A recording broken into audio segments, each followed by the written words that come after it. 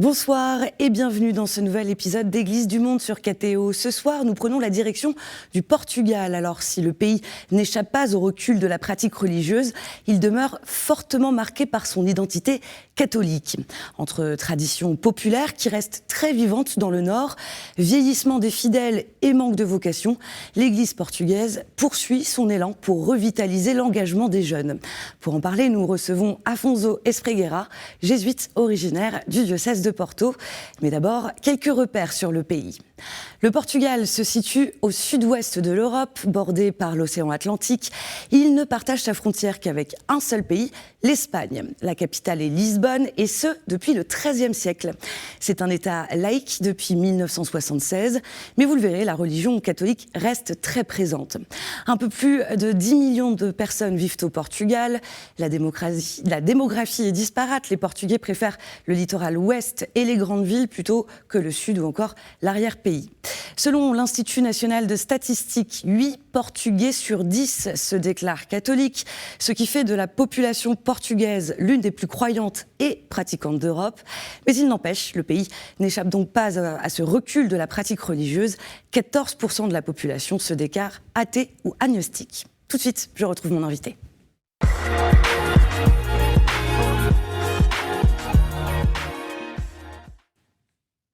Afonso Espreguera, bonsoir. Bonsoir. Merci d'être avec nous sur le plateau d'Église du Monde.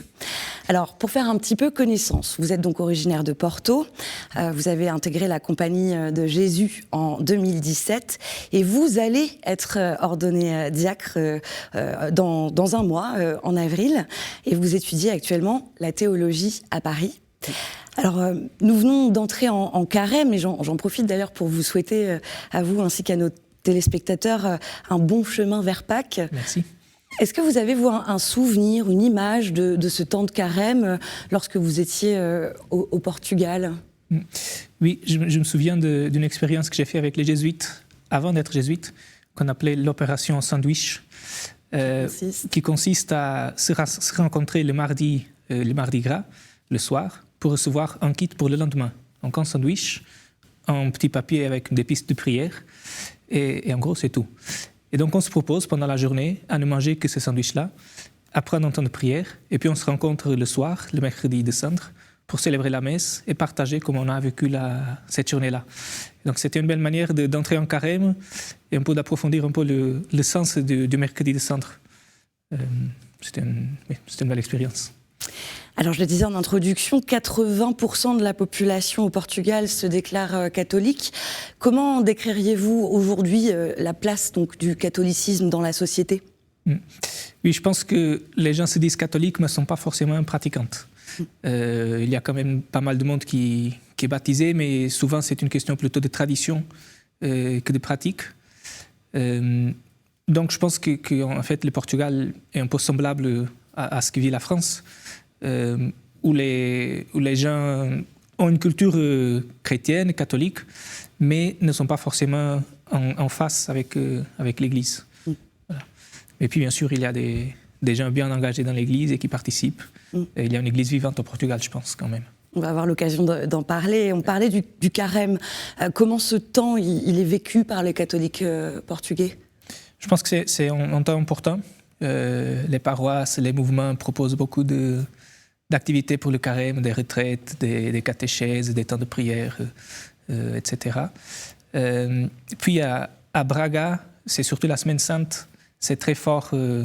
Les propositions pour la Semaine Sainte, là, c'est la ville qui les propose. Il y a un peu des processions de Semaine Sainte. Et c'est quelque chose qui mélange la culture et la tradition et la religion. Et pourquoi particulièrement dans cette ville, à Braga ? Je ne sais pas l'origine historique, mais en tout cas, c'est une région qui reste assez liée aux traditions religieuses. C'est situé C'est situé au nord, pas loin de Porto, 40 minutes en voiture. Qui est traditionnellement le nord du Portugal, plus religieux que le sud, oui, me semble-t-il. Oui, le nord, à cause des raisons historiques, je pense, le nord est une tradition religieuse plus forte que le sud.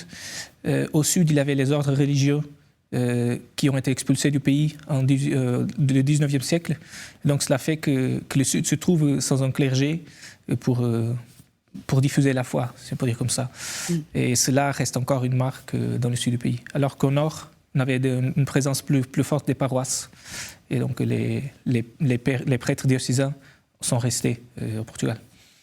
Alors, je vous propose une immersion à présent au cœur de ce que l'on appelle une romaria. C'est une procession solennelle ouverte à tous. Les romarias, elles mettent à l'honneur les saints patrons des villes portugaises. Ici, précisément, à Viana do Castelo, pendant la fête de Notre-Dame de l'Agonie. Ça se passe au mois d'août. Sessão solene é o momento de grande devoção onde toda a grande cidade de Viana do Castelo fica em silêncio. Este é um quadro único de grande introspecção e devoção. Participar na procissão solene é inexplicável.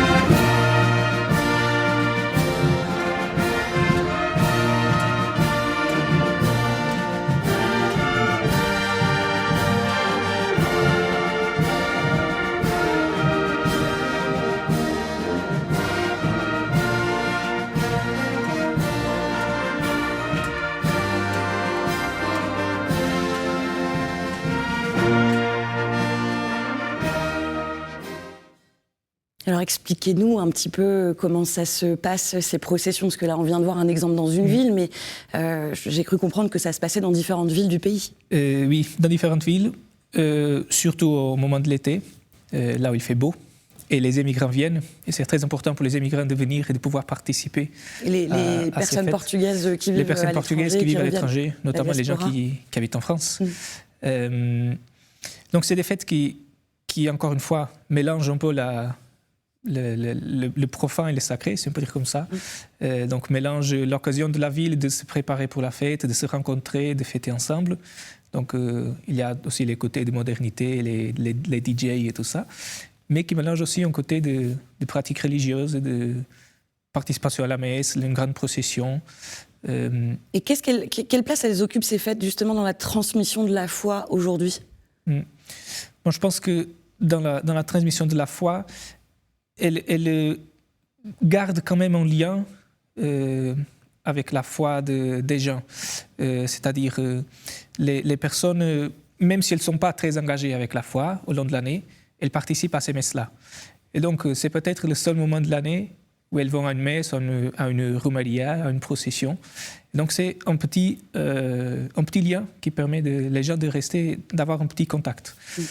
Pour les gens qui sont plus engagés, je pense que c'est quelque chose qui les motive beaucoup, parce qu'au long de l'année, ils se préparent pour la fête. Il y a ceux qui préparent les fleurs, ceux qui préparent les repas partagés après. Donc c'est vraiment quelque chose auquel les gens s'engagent. Un rendez-vous. Un rendez-vous, oui, c'est un rendez-vous de la ville finalement, où on peut prier ensemble aussi. Alors, parmi les défis pastoraux, il y a dans le pays le vieillissement de la population, il y a aussi la désertification, je le disais, l'arrière-pays dépeuplé. Comment est-ce que ces deux réalités, elles affectent quotidiennement la vie des prêtres, mais aussi la vie des communautés finalement? Oui, je pense que cela, on voit surtout à l'intérieur du pays, qui en fait est dépeuplé, un peu vieilli. Et cela veut dire que les prêtres diocésains vont avoir 4 ou 5 paroisses, avec plusieurs chapelles, et parfois les paroisses ont un EHPAD associé, donc le prêtre se trouve aussi responsable de l'EHPAD ou de l'aumônerie de l'EHPAD, et donc ça veut dire que le prêtre va avoir beaucoup de travail, il va faire pas mal de kilomètres chaque jour, ce qui peut être fatigant, mais je pense que les prêtres restent quand même engagés dans cette mission.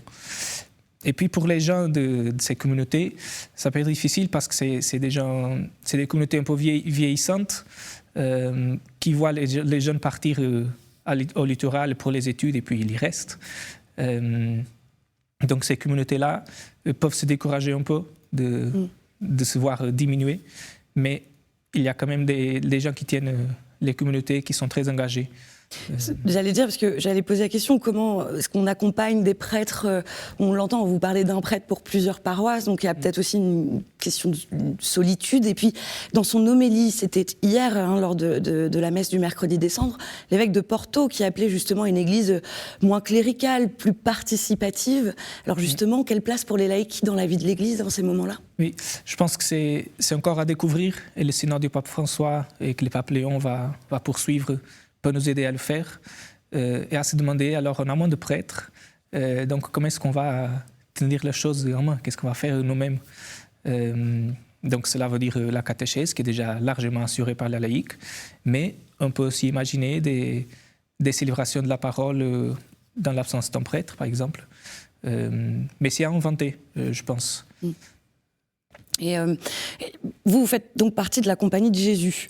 Oui. Les jésuites au Portugal, ils jouent un grand rôle dans le domaine de l'éducation, notamment. Quelle place elles occupent aujourd'hui, les écoles catholiques au Portugal ? Il y a pas mal d'écoles catholiques au Portugal, donc ça reste important pour le système d'éducation nationale. Et je pense que ça reste aussi un lieu important de transmission de la foi. Après, je ne sais pas exactement qu'est-ce que chaque école fait pour transmettre la foi.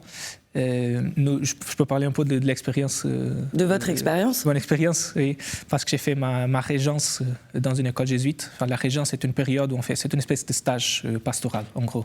Donc là, je travaillais la pastorale, dans la pastorale du collège, de l'école, surtout avec des lycéens de l'enseignement professionnel. Et là, on propose... Qu'est-ce qui est mis en place ? On propose plusieurs choses. On propose des week-ends avec la pastorale. On propose pour les lycéens, on propose un pèlerinage de 3 à 4 jours avec les élèves de l'autre école jésuite au Portugal. On propose les camps d'été pendant les vacances. Et donc cela leur montre aussi une manière de vivre la foi peut-être inhabituelle pour leurs expériences. Une manière de vivre la foi où c'est très importante la communauté. Et on essaye de montrer une église joyeuse. Et comment se déroulent ces camps d'été alors ? Parce que je crois comprendre qu'ils sont toujours très populaires et qu'il y a beaucoup de demandes. Oui, les camps d'été sont très populaires en ce moment au Portugal et de plus en plus. Et pourquoi ? Parce qu'ils permettent de faire une expérience de communauté, de foi, de sortir de l'ambiance habituelle de la ville, d'être sans électricité, sans téléphone. Et cela permet de tisser des relations plus profondes. On parle d'autres manières, on s'expose d'autres manières. Donc on crée des amitiés beaucoup plus profondes qui vont marquer notre vie pour le futur, c'est sûr. Et cela nous permet aussi de découvrir Dieu autrement. Donc c'est une expérience très marquante pour les jeunes qui participent. Et souvent, après de participer, ils viennent animateurs des camps d'été. D'accord, donc il y a une suite et une vraie implication, un vrai engagement sur du long terme. Oui, il y a une transmission de génération en génération presque. Alors, je vous propose de découvrir une initiative vieille de 23 ans. Donc, depuis 2003, des étudiants à l'université s'engagent dans un projet catholique qui s'appelle Mission Pays. C'est un projet qui vise notamment à évangéliser le Portugal par le témoignage de la foi, le service et la charité. On regarde. E procura a verdade. Eu sozinho não consigo, dá-me força a amizade, essa vida que há em mim.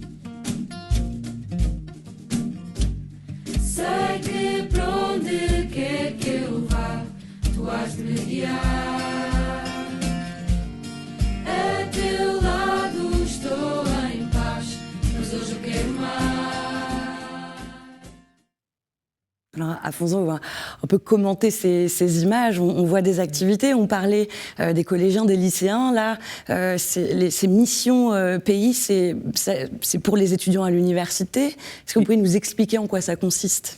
Oui, c'est pour les étudiants à l'université. Et l'idée, c'est que les étudiants d'une université en particulier s'organisent dans un groupe de 50 personnes environ et vont dans un petit village de l'intérieur pour passer une semaine avec la communauté. Donc les villages justement vieillissants, oui, et où il y a moins de population dont on parlait. Oui. Okay. Cela est très bon parce qu'ils ne se connaissent pas forcément à l'université, donc on va faire des amis de l'université. Donc cela permet de continuer les liens au long de l'année. Et puis, ça nous fait encore vivre autrement. Pendant une semaine, on vit en communauté, au service de la population, et on a des temps de prière. Et là, voilà, on découvre une foi joyeuse, on découvre qu'une simple présence, parce que ce qu'on fait, c'est d'aller à l'EHPAD, c'est de faire la catéchèse, de jouer avec les enfants. Donc c'est des choses très simples, et on voit comment cela apporte énormément pour les gens. Mais avec cela, on expérimente aussi que ça nous apporte aussi énormément. Et donc à la fin, je pense que souvent les missionnaires sont plus reconnaissants que les jeunes de la ville.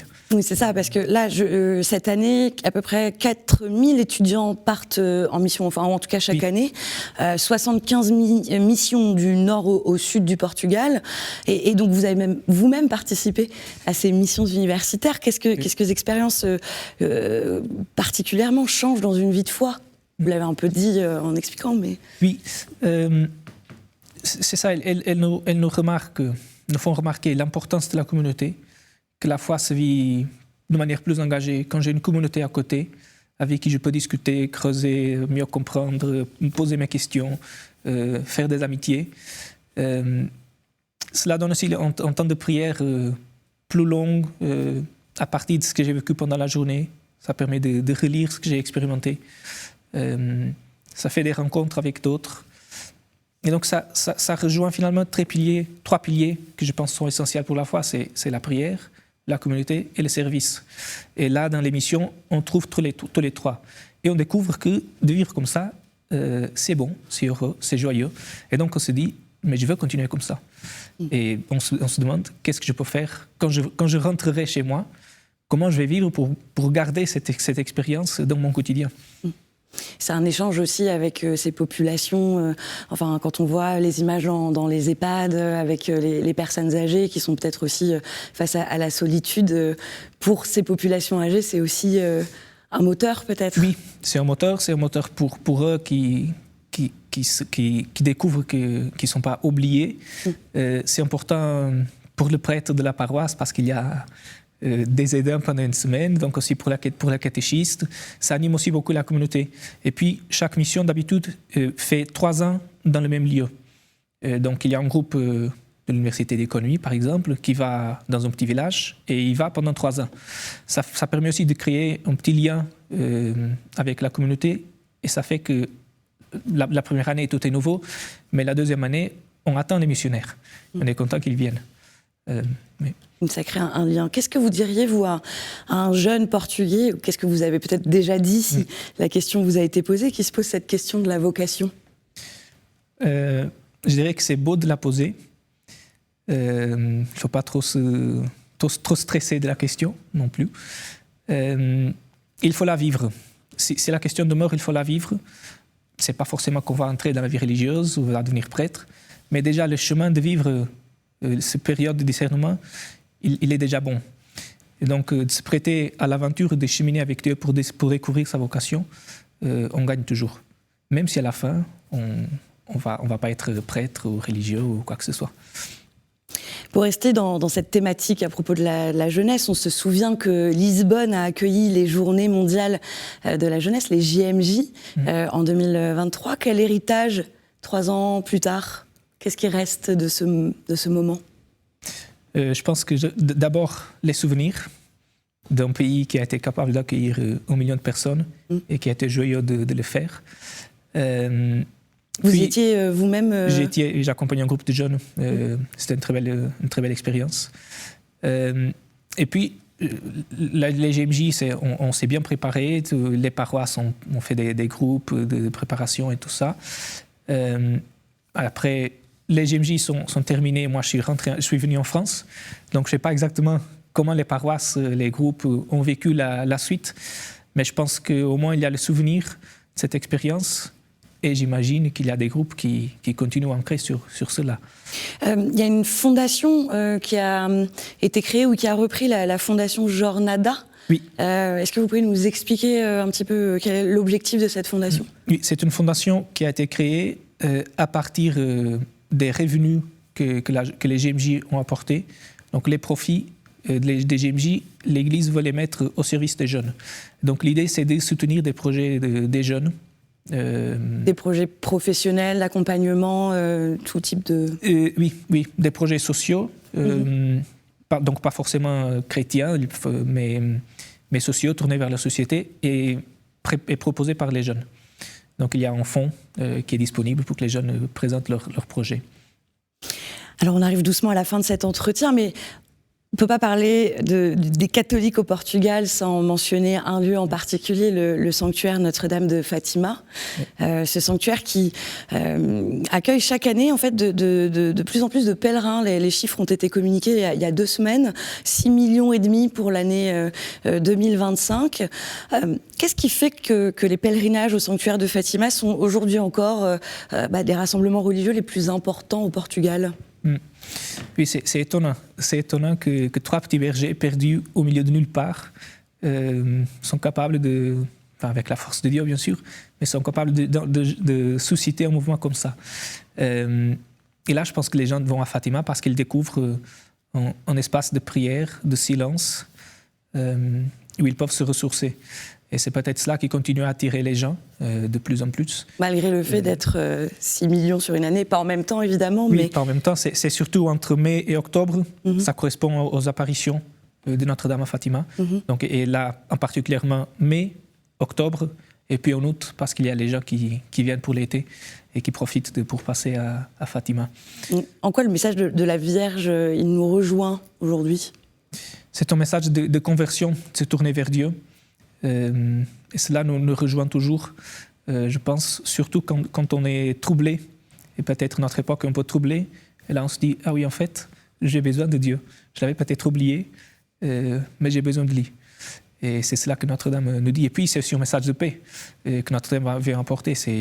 Les apparitions sont en 1917, c'est l'époque de la Première Guerre mondiale, et c'est quelque chose qu'elle dit aux petits bergers, de prier pour la paix.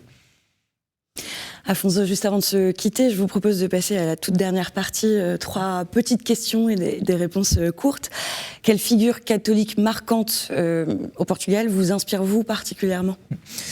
Je vais proposer le père Cruz, Croix en français, qui est en processus de canonisation en cours. Il est jésuite, mais il a vécu presque toute sa vie sans être jésuite parce que sa santé était faible. Donc la compagnie disait qu'il n'avait pas la santé, mais finalement, à la fin de sa vie, on lui a accordé son désir. Et c'est un prêtre qui est mort avec une femme de sainteté. Il a vécu au fin 19e, début 20e siècle, et qui allait partout, aux prisons, aux hôpitaux, dans les villages, à prêcher, à confesser. Il disait « Celui qui veut ce que Dieu veut a tout ce qu'il veut ». Voilà. Donc on espère qu'il pourra être canonisé bientôt. Quel sanctuaire ou lieu de pèlerinage dans lequel vous aimez-vous vous ressourcer ? Je vais tricher un peu, parce que ce n'est pas un lieu physique, mais je vais proposer les exercices spirituels de Saint Ignace. C'est pour moi une vraie occasion de ressourcement chaque année. Les jésuites le font 8 jours, une retraite de silence de 8 jours chaque année. Donc là, c'est vraiment un lieu de ressourcement. Et enfin, quelle prière souhaiteriez-vous nous partager qui représenterait votre pays en guise de conclusion ? Étant donné Fatima et d'autres lieux, je pense que Je vous salue Marie, c'est la prière peut-être. Merci beaucoup Afonso Espreguera d'avoir été avec nous. Merci de votre témoignage. Merci. Et tout de suite, on continue avec la chronique du monde.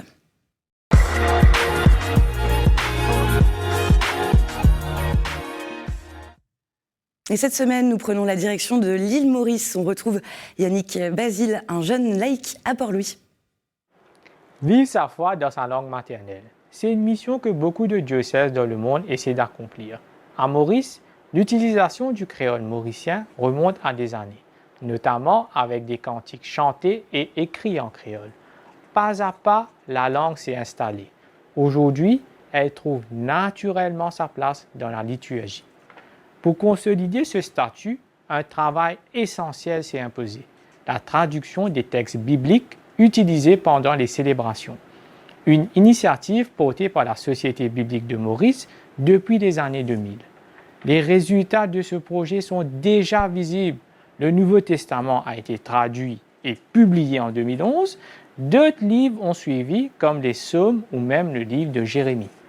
Et le projet ne s'arrête pas là. L'objectif est clair. Une traduction complète de la Bible d'ici 2030.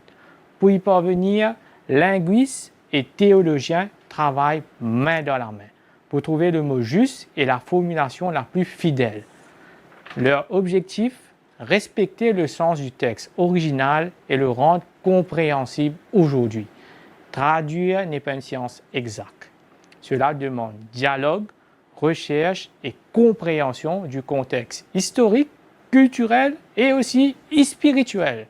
En attendant 2030, les Mauriciens vivent déjà leur foi dans leur langue maternelle. Un rappel essentiel que Dieu nous rejoint là où nous sommes avec ce que nous sommes. C'est la fin de cette édition. Merci d'avoir été avec nous. Cette émission, elle est à revoir sur ktotv.com et à réécouter sur les plateformes de podcast et sur l'application KTO Radio. Je vous souhaite une très belle semaine. Prenez soin de vous et à jeudi prochain.